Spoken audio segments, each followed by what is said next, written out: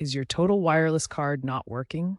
The most common reason for payment declines is a mismatch between your billing address, including zip code, and the address registered with your bank or card issuer. This happens because of a security measure called Address Verification Service, or AVS.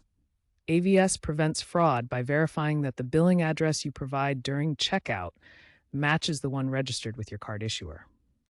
If there's any mismatch, especially in the zip code or address, the payment will likely be declined. This issue is particularly common with prepaid or debit cards. Keep in mind that Total Wireless accepts alternative payments such as PayPal and direct bank transfers.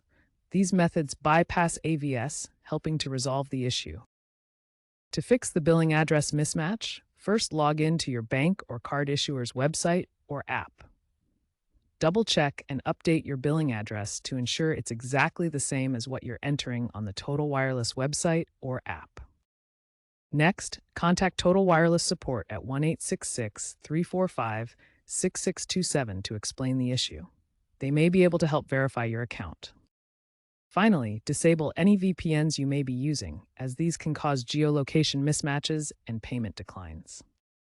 By ensuring your billing information is accurate and consistent, you can resolve most payment decline issues with Total Wireless.